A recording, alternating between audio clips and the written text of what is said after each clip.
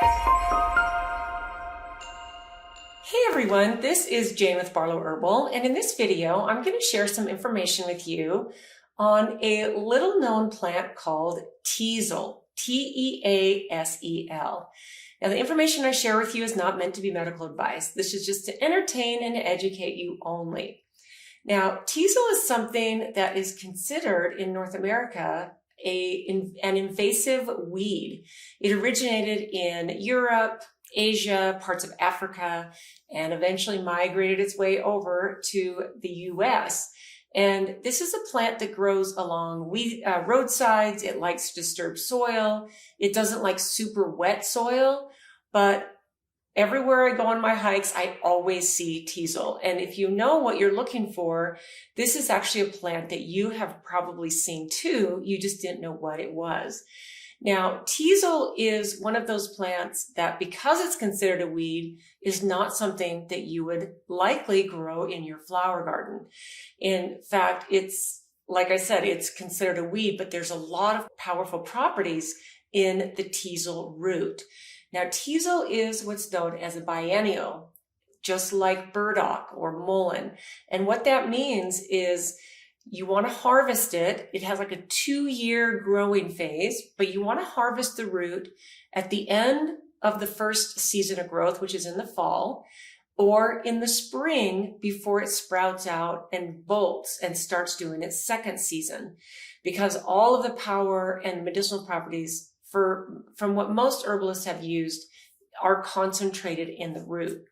Teasel is one of those plants that, because it is considered a weed, it's got these prickly flowers that turn pretty dry and can be not comfortable to handle. Now, it does have some extremely powerful properties. Now, Teasel is something that is not in my dad's book. It didn't make it in my book. But if I do a volume 2 of this, Teasel will definitely be in there because it has some powerful health properties. My favorite are, it goes after pain and inflammation, and especially nerve pain, which is pretty amazing if you think about the different issues that cause us nerve pain. In fact, a lot of herbalists, especially in the last 10 or 15 years, have been using this for things like Lyme disease. In fact, let me share some stuff with you that I think you might be really interested in. It's known as nature's hairbrush. So in the textile world, Teasel was traditionally used to raise the nap on fabrics like wool. The flower heads with their stiff bracts acted like natural brushes and were gentler on the fibers than metal tools. So this practice led to Teasel being called Fuller's Teasel, and it was popular with fullers, which back when people were doing a lot of things by hand and textiles and fabric creating, they were called fullers. And they were people who cleaned and thickened the wool cloth. So Fuller's Teasel is what it was called. Now, here's another cool thing about Teasel. They're kind of like rainwater collectors. And here's why. Teasel has cup-like leaves that catch rainwater where they join the stem. This isn't just for show. These natural reservoirs are thought to deter ants from climbing the plant, as ants are adverse to getting wet. In some folk traditions, the water collected in Teasel's leaf cups was used for treating warts, eye ailments, and other skin conditions. The rainwater would absorb from being held in those little leaf cups in old folk medicine that was actually used as an eye wash and just different things, because it would sit and absorb the properties of the plant, which is really cool, and which would add a magical touch to its use in folk medicine. Now, Teasel is also known as a symbol of resilience. So Teasel as a biennial plant, meaning it spends its first year in a low-growing rosette before shooting up in its second year to reveal its spiny, flower-laden stems. This 2-stage life cycle has made Teasel a symbol of resilience and patience in some cultures, teaching us that sometimes we need to root down before reaching out and blossoming. I love that. When I found that, I was like, that is really, really cool. Bees love it, but it's not for every pollinator. The structure of Teasel leaves, the Teasel flowers, is very unique. They bloom in 2 distinct bands that gradually move up and down the flower head. rather than all at once. This makes it a favorite for certain bees and insects, but its spiky exterior makes it less popular with larger animals that might otherwise damage the flowers. Teasel therefore naturally protects itself while offering a haven for specific pollinators, which is an extremely clever trick, I think. In fact, I think it's amazing what Mother Nature does.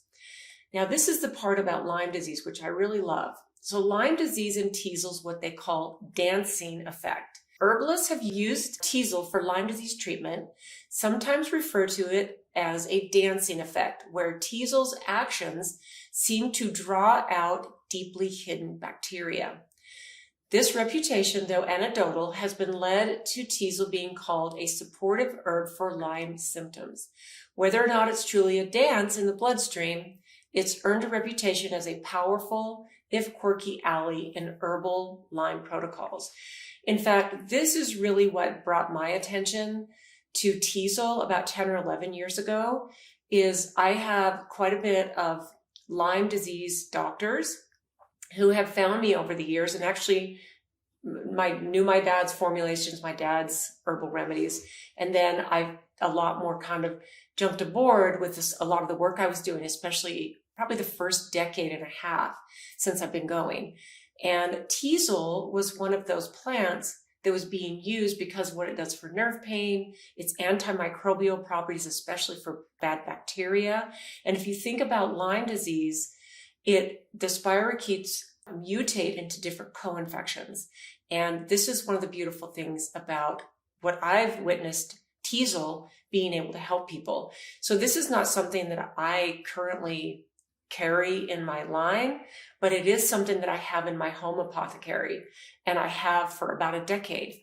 And the reason I thought of bringing this out is because I've been doing a lot of my yearly filtering, where I take all the herbs that I've kind of been filtering or curing into tinctures that might not get filtered during the year. And I spend a couple of weeks and I just make sure everything is filtered, because I'll let herbs sit in an alcohol base, and sometimes I'll let them sit there until I'm ready to use them. And many times I'll have herbs that are curing for 6 months, 12 months, even up to a year or 2 years. I've even had herbs curing for that long. And I just let them cure. And sometimes I get these really, really super dark, rich herbal tinctures that are even darker or more potent than they would be if I'd let them just cure for 30 days, which is pretty typical. For the first 30 days, I will always shake my tinctures, the ones that I'm freshly curing. And then for the most part, I might give them a random shake here and there, especially if I've got them for a year or more. But I will typically let them cure until I'm ready to actually use them, like when I need them, which is kind of the luxury and what parts of the fun when you have your own herbal apothecary. So teasel is one of those herbs that I had slightly forgotten about when I had my big knee surgery, but a couple weeks in, when I was using things like cat's claw, turmeric, CBD, I was using all these things for inflammation and pain. It dawned on me a couple weeks after my surgery that I needed to start incorporating teasel. And it's the teasel root that you're using. And I believe it made a big difference, as the nerves in my knee and all the nerve pain that I was dealing with while my knee was healing, I believe that it made a huge difference for me. It's also known as a diuretic, a mild diuretic. It's really good for digestion. It's really good for your immune system. And it's, like I said, amazing for joint pain, arthritis pain, nerve pain, and especially low back and leg pain is what, from my experience with it. So making it into a tincture is a super, super easy way. Now, like I said, teasel is a biennial, which means it has a short growing season. And once you start to realize how easy this plant is to get, and this would again be something, if you have a pretty good size place where you live, you've got some good acreage or even an acre or half an acre, and you've got a place where you can grow things that look like weeds, say like burdock and even mullein. Mullein can look pretty beautiful in your yard because it has a single beautiful stalk. of yellow flowers that grow. But burdock and teasel especially are definitely known as weeds, and they're prickly, and they can kind of, they're not really super lovely to have in your flower garden. But if you've got a place in the back, maybe you've got some weeds growing and just a natural beauty in your yard that's just maybe overgrown by weeds, this is a perfect place to have teasel. So when the teasel plant drops its seeds, which come from the prickly flowers, and in the spring, you'll notice, and the leaves are these big wide leaves, and on the back of the leaves are these, it looks like a row of dragon spines almost, prickly, very prickly on the back. And can be this big, beautiful floret leaves. And then at the end of the first growing season is in the fall, is when you want to harvest the root, or in the spring before your teasel bolts, because then all of the power of the plant pretty much leaves the root and goes to growing a big tall plant with all of the things that come with the plant, so that it can do its thing again and drop all those seeds. So harvesting teasel root is something that's super easy because they don't form these great big huge tap roots. Sometimes they can be like a curly root. A lot of times they might go straight, but they're not this ginormous tap root that's hard to dig up, because it comes back every year, as far as if it's dropping its seeds. There's another beautiful thing about the symbolism and folklore of teasel. So in medieval Europe, teasel was believed to ward off evil spirits due to its spiny, defensive look. People would place teasel near their homes or use it in protective charms. The plant was also sometimes linked to perseverance and healing, aligning with its modern herbal uses, which I really love. Now, the last thing I wrote here is that teasel is actually remarkable at spreading its seeds. So teasel is a pro at propagation. Each plant can produce thousands of seeds, which remain viable for several years, and allowing it to spring up in unexpected places. Its seeds are a favorite of goldfinches, so if you let teasel go to seed in your garden, you may attract these charming birds. So goldfinch birds, which is the beautiful thing about having diversity in your flower garden, even if it might look like having weeds in your garden. In fact, teasel might be something that you love, just like maybe you might love having a burdock plant, because burdocks have those little burrs that stick to your clothes, stick to your dogs, your animal's fur, and can be kind of a pain, but the power that teasel root and even burdock root provide is really, really fun to have in your herbal arsenal.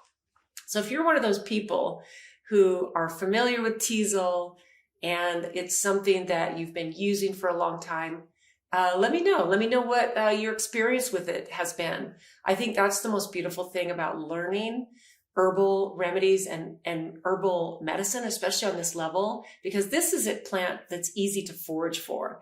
It grows along roadsides, it grows out in meadows, it grows prolifically in a lot of places. And once you know how to identify it, which it's extremely easy to identify, once you look at what you're looking for, then you'll realize how prolific it is almost anywhere in the world at this point. You might be a person who's never heard of teasel, and I'd love to know what you think about this. Is this something you're tempted to add into your herbal apothecary? You can actually make several different things out of it, like powdered teasel. You can, my favorite way to do it is in a tincture, because then you have a super long shelf life. It's super easy to make and it's super easy to consume. Now, there is a precaution if you are pregnant or nursing.